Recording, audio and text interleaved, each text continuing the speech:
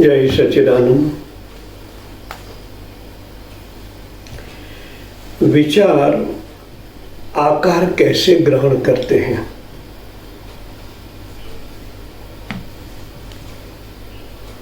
बहुत गहरा विषय है। विचार को आकार में ढालना, इनका आध्यात्मिक अर्थ होता है एक विचार कई शब्दों से बनता है और जितने शब्द है उनका एक आकार है। जिस तरह ए से लेके जेड तक शब्द है, ए बी सी डी से लेके जेड तक सबके आकार अलग है। जब हमारी चेतना शब्द का उच्चारण करती है, एम्ब्रेला, आपने एम्ब्रेला कहा तो एम्ब्रेला में कितने प्रकार के शब्द हैं? हर एक शब्द का एक आकार है। आपने देखा है ए, बी, ए अलग है, बी का अलग है।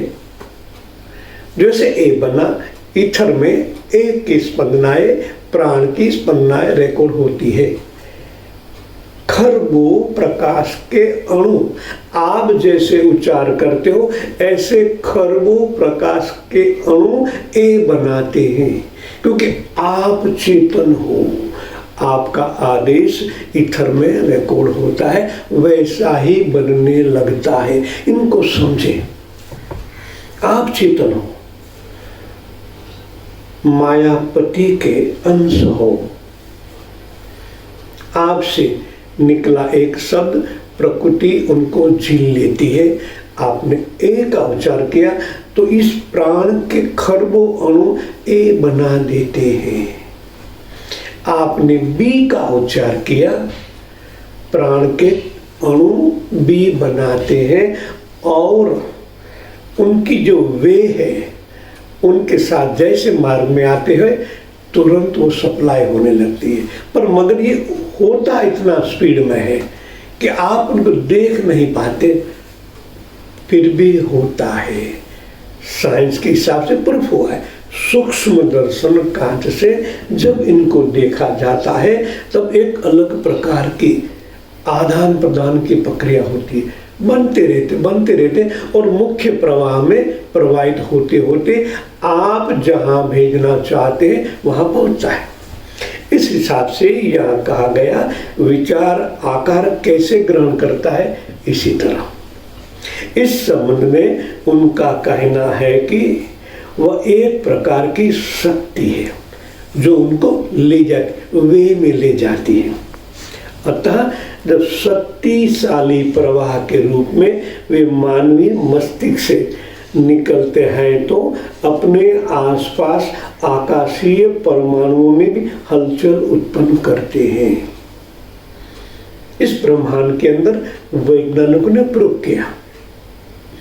तो हमारे ऋषि मुनि कहते हैं यत पिंड तत ब्रह्मांड, जो ब्रह्मांड में होता है इनकी प्रतिकृति आप हो, छोटा ब्रह्मांड। तो आपके अंदर भी ऐसे ही परमाणु की संरचना है। खरबों अणु, खरबों से खरबों परमाणु, इनसे ये देह बना है। जब मस्तिष्क से एक विचार निकलता है तो परमाणु में स्पंदना उत्पन्न होती है, ऐसा आकार धारण करता है और शक्ति प्रवाह में बहते बहते आप जहां भेजना चाहते वहां पहुंचता है। हम इतने शांत नहीं हो पाते, इसलिए हमारे लिए ये आश्चर्यजनक घटना है। मन शांत होते ही आप उनका प्रैक्टिकल अनुभव कर पाते हो। इस हलचल में परमाणुओं की गति प्रभावित होती है और वहां एक आकार उभर होता है। इसका रूप ठीक उसी वस्तु की अनुकृति होता है जिनकी मन में कल्पना की जा रही है। अभी तो ये बात हुई शब्दों की। जब आपके मन में आपकी प्रियतमा का याद आते ही आकार बनता है, यही परमाणु आपने देखा है। जैसा प्रतिमा होती है वैसी प्रतिमा आपके मन में पैदा होते ही परमाणुओं की एक संरचना बन जाती है। पर मतलब ये इतना स्पीड में होता है। प्रियतमा की प्रतिमा प्रकट होने के साथ ही रूपांतरित होने लगती है। आपने उनको देखा है, उनकी आंखें देखी है, उनका स्वरूप देखा, वैसे ही बन जाता है। और आप चेतन हो, आपकी चेतनता उनके अंदर अवतरित होते ही आप उनको बोलते अनुभव करते हो। यही तो स्वप्न है। स्वप्न जगत तो आपने सबने देखा है, अनुभव करते हो रोज। यही घटना मन द्वारा घटित होती है, ये रूपांतरित होता है आपके अंतःकरण में, मन में। मगर जागृत अवस्था में ऐसा करने से आप उनको रूपांतर कर सकते हो। प्रक्रिया वही की वही है, मगर जागृत अवस्था में उनको रूपांतरित किया जा सकता है। जिस तरह टेलीपैथी के द्वारा विचार संक्रमित करके भेजा जा सकता है, इसी तरह आप चित्र भी भेज सकते हो। ये होता ही है,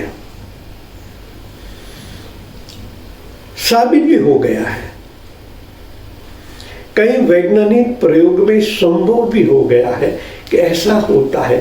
कल्पना की जाती रही है, कैमरा जिसकी तस्वीर खींचता है, फोटोग्राफी इसी परोक्ष प्रक्रिया का थॉट फोटोग्राफी कहते हैं।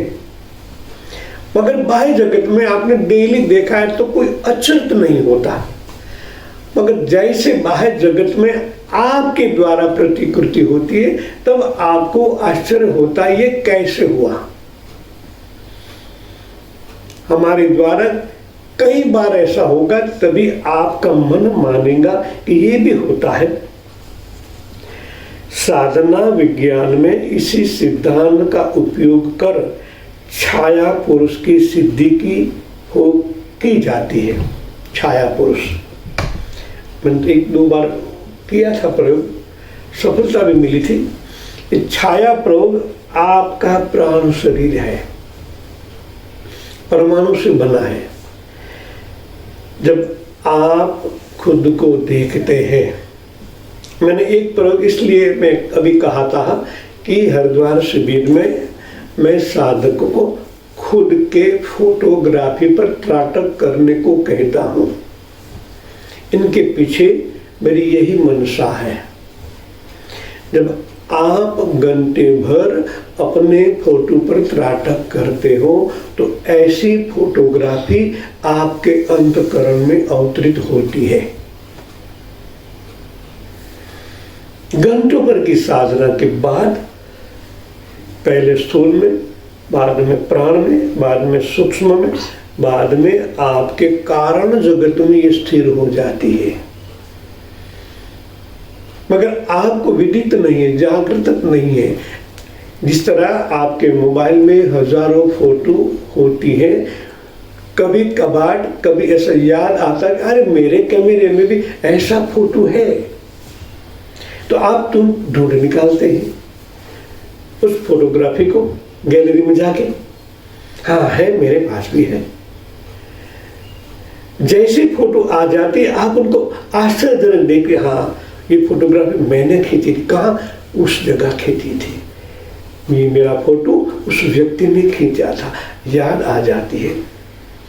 इसी तरह जब आपको विदित होता है मैं हूं, तो आप मैं को आपसे अलग करके जब देखते हैं और जहां भेजना चाहते हैं वहां वैसा ही स्वरूप प्रकट होता है। ये छाया फोटोग्राफी कहा जाता है। साधन में छाया पुरुष की सिद्धि है। जय सच्चिदानंद।